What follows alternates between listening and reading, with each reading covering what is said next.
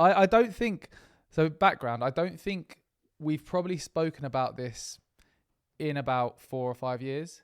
And I'm just looking forward to reminiscing and reminding myself of how cringe it was. We're just a couple of business anchors. Welcome to the Business Anchors podcast. This jingle is slightly too long. This jingle is slightly too long.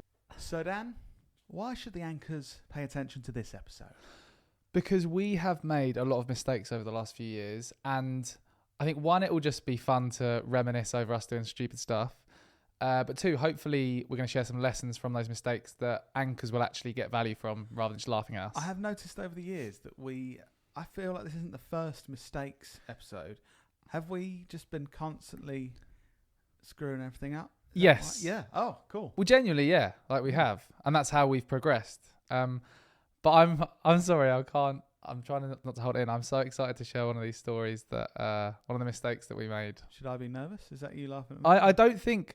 So background, I don't think we've probably spoken about this in about 4 or 5 years. And I'm just looking forward to reminiscing and reminding myself of how cringe it was. Okay. Yeah, there might be a lot of cringe. I think any business that's grown or people that have grown, that sounds cringy, people that have grown over the years, I think you look back and it is cringy. Yeah. But hopefully that'll be fun. And we've learnt so many lessons along the way. And we haven't been scared of making mistakes. So yeah. Let's share them. Let's share them. Let's be vulnerable. Right, ready to be vulnerable? Oh, me? Okay, so this first one. So one of the biggest mistakes we made back in the day that I remember, or something that didn't work basically, was we started our own networking event called Knowlton Not Working. And so basically the idea was we're going to create a networking event at our offices here, and then we're going to hopefully meet other business people, and it'll help us build relationships and drive new business and that kind of stuff. So let me just explain what happened at this networking event. It featured someone called Boyd Bolton at the event. Hello. And we're going to get to that. But the idea was we didn't want to create a boring networking event. Traditionally, a networking event, you go there, everyone stands up very professionally. Hello, I'm Dan from Knowlton. We do marketing stuff, and it's all very boring. And we wanted to make it fun. So I can't remember how many years ago this was. It must be like... I think we're talking 2018. Yeah. Potentially. 6 years ago. So we started, we put the word out, we're going to do this networking event. It's going to be different. Everyone come along. So the people started to arrive. Like, not many people came, first of all. That was probably the first fail. Not that many people came, just like people that knew us very well. And Lloyd was there, and he was himself in chatting to everyone. Everyone is always themselves, aren't they? Yep. That's what they turn up as. And then I just remember you snuck off downstairs and everyone's still chatting.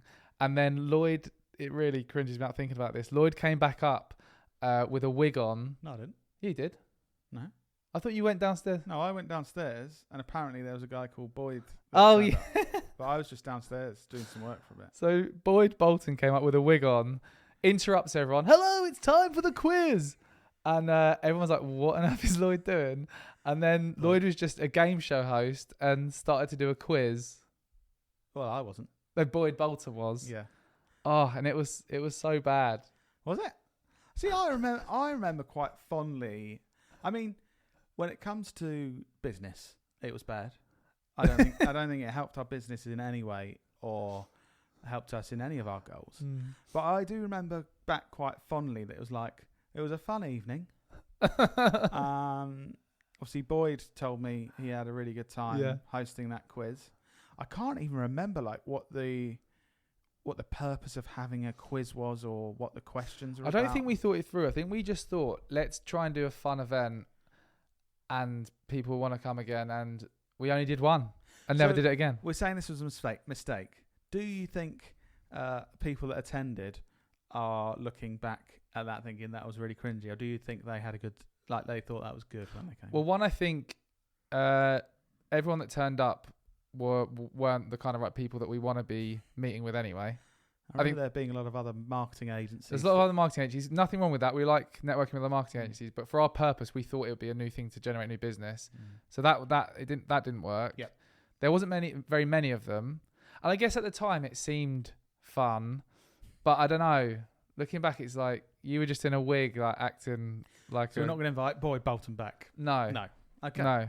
And did we learn anything from this, Dan? Yeah. So I think Did Boyd learn anything? first of all, proper planning. Mm-hmm. It wasn't well thought through. We just had a random idea and thought it would be a good idea, but it didn't align with our goals as a business at all. So that's the first thing. Yeah. Secondly, consistency. You know, if you want to start an event and it to be a success, you can't just do one and then it not go as well as you hoped and then not continue. Mm-hmm. And thirdly, Boyd Bolton was a little bit cringe. Yeah, I have heard that about him, actually. He's a friend of mine, but I heard he was quite cringy Yeah. at that event. So that was a bit of a fail. Yeah, talking of cringe, I cringe when I think about this business decision. Right now, I feel like I've had experience in business. I make some really strong decisions, drive the business forward, proud of the work I do. Okay? Yep. Still make some mistakes, but that's how I feel. One day, we bought a van, and I'll go into details about this van in a minute, but it was never a sensible business decision. Didn't make any sense financially, and the van didn't even work for what we needed it to do. Added no value to the business in any way. So, but it was cool though. It was cool having a van. Yeah. But the plan was, well, no, there wasn't a plan. There was a Mark Knowlton and a Dan Knowlton getting excited about this. This van was a VW transporter van. It was a cool van. Right. Looked quite cool. It was red with random rusty patches all over it. We got it sprayed white. Wait. It was lowered. So I know what you're thinking. Lowered VW van. That must look cool with these massive tyres and rims. I don't know about cars, so I don't know how they're described, but they were like further out than the side of the van, right? All the things you would do to a van to make it look cool and make it completely inconvenient. So the van was lowered so much that you couldn't put anything in the van because it would basically scrape against the floor and its own tyres. The tyres were like, I don't even know the wording of it, but they were made so much wider, like the wheelbase was made wider, Girthy. so you just constantly scrape it against everything and damage it all the time. I'll go back to my point. It was cool. It was cool. Also, the gear stick was far too short for what it needed to be. So you just had backache if you drove it for more than 10 minutes. Yeah. And so Dan and Dad convinced me this would be a great idea. So if you got projects where you need to move stuff around, you know, camera gear, anything like that, you got this van. Didn't work in any way. We no finances were considered. It was just like it cost that much. It wasn't a question of is that a good idea? Yeah. Just no, let's buy it because it's cool. And Smelled petrol when you sat in there as well. yes, yeah, there's lots of fumes going on. So yeah, I think that was a cringy mistake. Yeah. Lessons I've learned. Yeah. So, well, I guess there's another business that I know of that bought a van in recent years. And at that time, I was thinking, seems a strange decision for a business of that size to buy a brand new van. Financially, that doesn't seem to work. And then we were thinking, well, actually, one of our colleagues at Knowlton sort of said, it might make sense for us to buy a van. Now we're doing a lot more shoots and that kind of thing. But obviously, now I'm really clever. Yeah. I got the spreadsheets out. Go on. And got a spreadsheet, and we looked at the costs of currently what we do, which is renting vehicles when we need bigger vehicles. Worked that out. Buying a brand new van, which this other company had done. Buying a brand new electric van, that was considered. And buying a second-hand van. And so now really boring. Consider all the options. And last time we made the calculations, it was like, no, it makes absolutely no sense to buy a new vehicle. Because have you heard of a depreciating asset, Dan? Yes. Yeah. Okay. Anchors, do you know what a depreciating asset is? Something that depreciates. Yeah. So something you buy that goes down in value. So as soon as you buy a new vehicle, you lose loads of money and you get no value. So you'd really need to make a lot of money from your business from doing that, and it just makes more sense to rent. So now I feel we make more sensible decisions. But just so you know, Anchors, you will see a Knowlton van at some point in the near future because it's going to make sense for us to buy one soon. But it didn't last year, and it certainly didn't when we bought the shit van that was lowered and didn't work as a van. But it was cool. Yeah, okay. So we won't do that again. Yeah. Okay. Okay. So another mistake. This is a slightly different mistake. This is more of a digital mistake. The van was very much an item that we purchased. The van wasn't digital. No, the van wasn't digital. The Okay. van was something we purchased in real life. A mistake I made, which I don't know if you know about, Lloyd, but in the early days when we started to build an audience on Twitter, we used to use a lot of automation tools to try and help us to grow. Was that back in the day when you were sounding like this on a mic? Hi, I'm gonna tell you how to grow your audience on Twitter. Yes. Yeah. You can still find those videos on YouTube, which, yeah, that is me Mm-hmm. looking like that, sounding like that. But what I did with this automation tool was I thought I'd set it up correctly so that it would basically message loads of really influential people who are really known in the industry a message from me to let them know they've been featured on this list. It was part of a strategy that we used. We created a list of influencers, put it on our website, let the influencers know that they were on the list, and then they would share and it would drive traffic to our site. It was kind of a clever strategy at the time. Sounds clever and boring. Yes, but I didn't set up the parameters correctly. So I sent like 1,000 of these influencers on Twitter a message that just said hello and then bracket name bracket. And I still Hello, think name. about this day. I still see people at events and I'm like, I know I've messaged you about 10 years ago. Saying hello name. Yeah.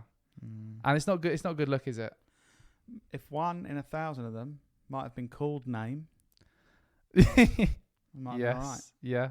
But no, it really didn't work well. I think the reason why it was rubbish is because we were trying to over-optimize everything and trying to automate everything, which isn't a good thing.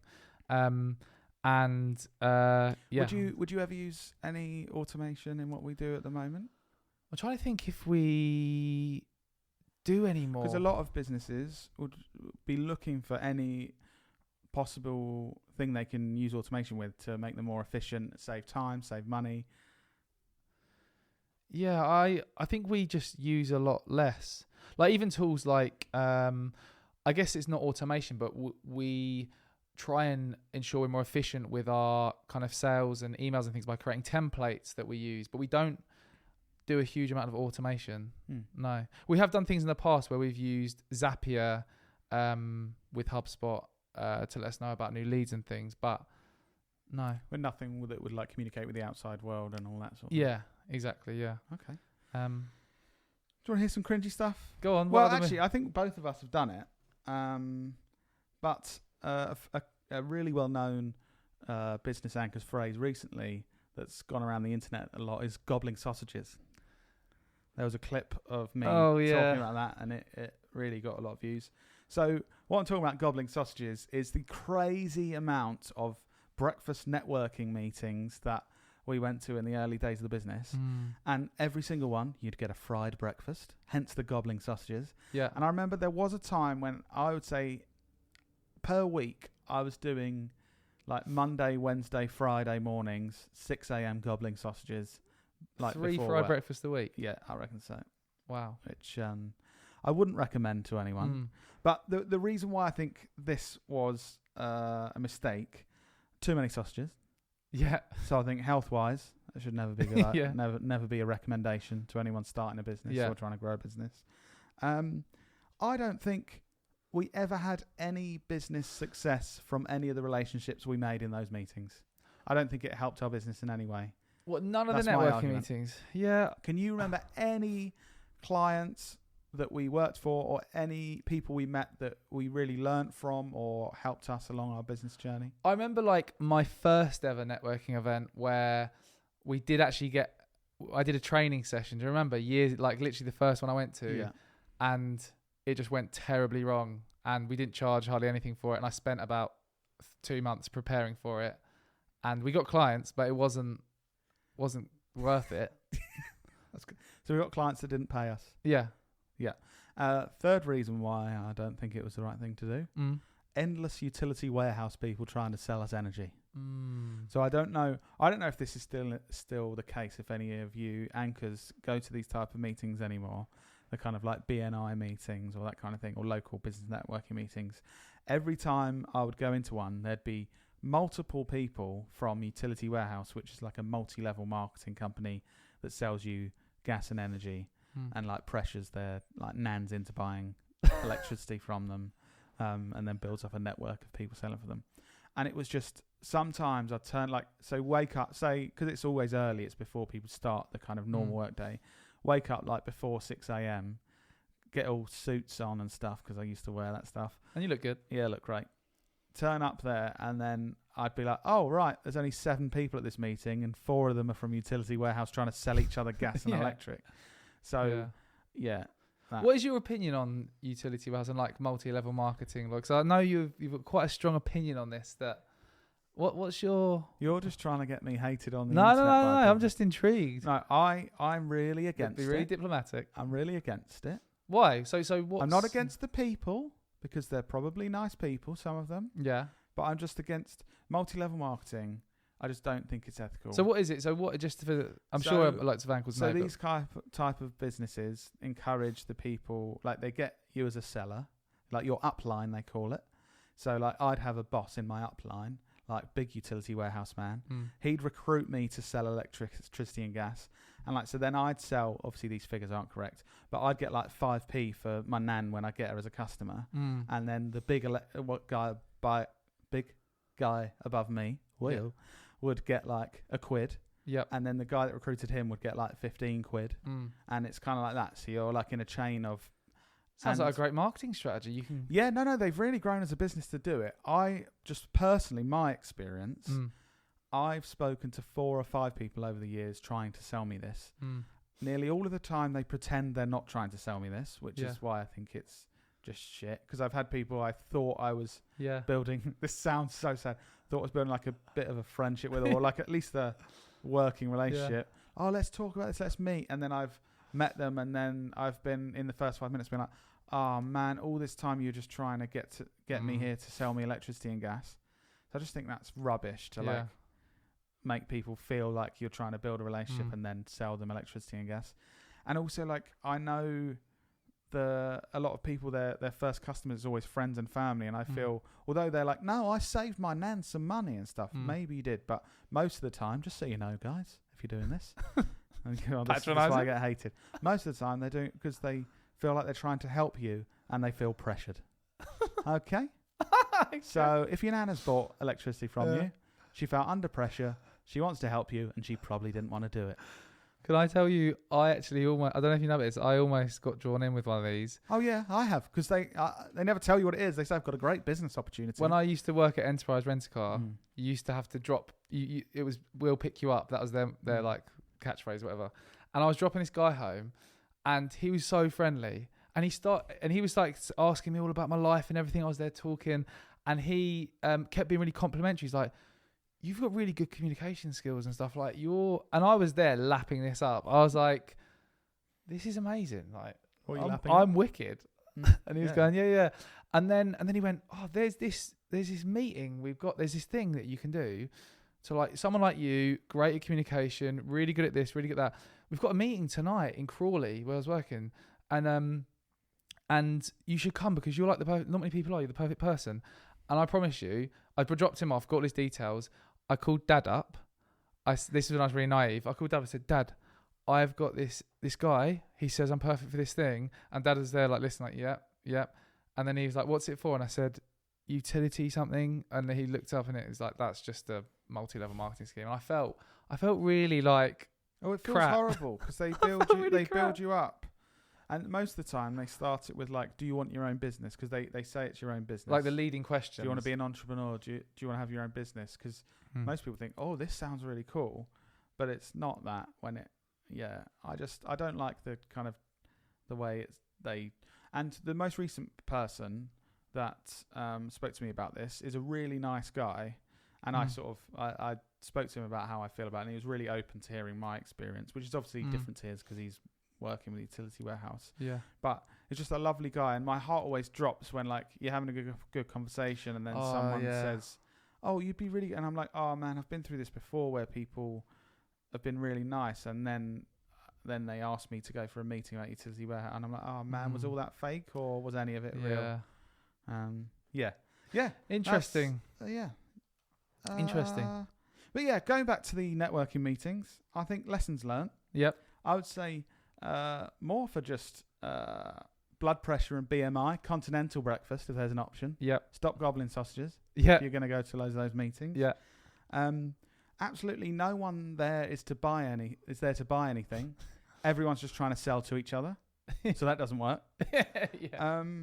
And I think the real lesson learned is being creative with networking opportunities. The really simple things that are really easy, I'll just go and get a fried breakfast and talk to people locally, I think rarely kind of help long term with business. Whereas, actually going out and seek people you might have things in common with, or, going to events where you're pushing yourself out your comfort zone, that kind of thing, usually end up a much better thing to do than those easy kind of 5 minutes down the road getting a fried breakfast. We did an episode recently about networking and how we've completely changed up what we do. We don't do those things anymore, and we actively choose decent events that the kind of people we want to meet are going to, like Agency Hackers Ibiza and Atomicon and Social Day.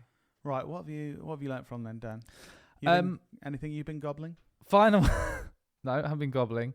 Final one for me. I can't remember when it was. It might have been like a year ago when we had a failed podcast recording. I don't know if you remember that. Yeah. But we recorded a whole episode and we basically didn't prep for it, didn't do anything, and got to the end of it and we both looked at each other and just said, let's not post it. Yeah, that was rubbish. Yeah. We've had a few videos like that as well where we've recorded stuff and then we're like, this is so I remember rubbish. in January, was it January 2022 we made that video where we were trying to record it, and it was the thought was it was like a reaction video, and I think I just wasn't reacting. Yeah, you were just watching them. Yeah, we're doing a reaction video watching old videos and I just didn't say anything. And then it doesn't really work when you're doing a reaction video but you don't react to it. Yes. So we sort of didn't go with that. Did we learn anything from that? There was definitely a few lessons from that. One is preparation. Again, not being the 3 Ps. Preparation. Yeah, that's not being prepared enough. Not scheduling enough time to prep. I think that's a big one. You've pointed this out to me before, where we've been trying to do really cool stuff with our marketing, and I just haven't scheduled enough time and resource to make it work. Dan's got all these like amazing ideas for marketing. Obviously, this is his thing. Great ideas inspire us all, and then it's like, great, okay, let's do this massive project. Tay, you've got 7 minutes on Tuesday. Lloyd, you've got 4.5 seconds on Thursday. Let's do it. No, right. So my argument, I'm trying to be efficient with our budget and our resource. So I'm trying to squeeze as much as we can out of the time resource we've got. But the other side of that is you end up not having enough time to make it as good as you want to make it. And then the outcome or the output of that isn't good enough. So rather than a lesson learned, I think in this case, Dan, it's a lesson currently learning. Yeah. No, I've been making positive changes to give enough time. We're learning. We're improving. Yeah, we are. What about you? Any other big mistakes that... I mean, you've made loads, so I'm sure you've got... every day. Finally, I'd say my mistake... no, not my mistake, of course. I'm always perfect. Our mistake is, for the first 3 or 4 years of the business, every time we got busy with client work, we just stopped all marketing for our business. Yeah. And sometimes when we had really good times, we'd have 4 months where we're really busy and we got loads of work on. We'd stop everything that gets us customers. And then at the end of the 4 months, we're like, oh... we've finished those projects and now we've got no leads or no one interested in working with us. And we just went, it feels stupid how long we went through that cycle. It just kept happening. We get busy, we'd stop all the marketing stuff. And I think the really hard thing about that, and I think a lot of small businesses go through this. I think this isn't just unique to us. Like the sort of size we were back then, I think it's very common. But because in a marketing cycle, especially with a business like ours, it's not an instant decision when someone sees you to I'll work with them. So they, once we start up the marketing again, it's probably like a 1 to 6 month cycle of them making the decision whether to work with you. So once we got started again, it was like, all right, we're probably going to have a quiet 3 months now where we're just trying to build it up again. It's because it's not an instant thing. It's not an instant you stop marketing and then you see all the negative effects. It's kind of like you say 3 to 6 months down the line, which is why we now track all of the kind of lead indicator data that gives us that early sign 3 to 6 months in advance.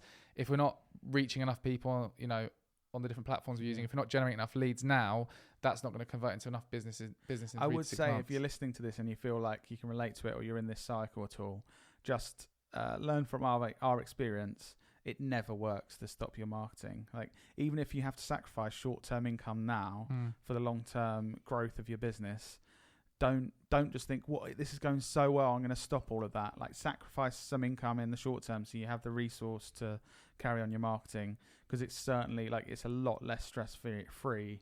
A lot more stress-free when you continue it, and then it's not that constant battle of like, oh, now we've got to try and ramp it up. That is easier again. said than done, though. Yeah. It's easy to just say that sitting on a podcast. I know.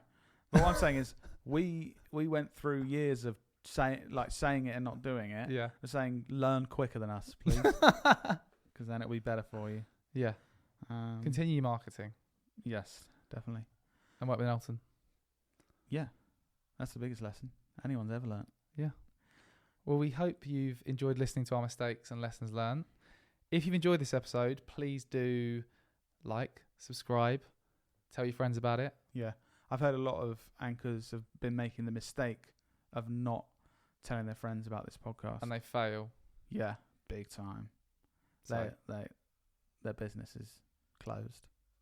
Makes no sense. Makes no sense. And we'll see you in your ears next week.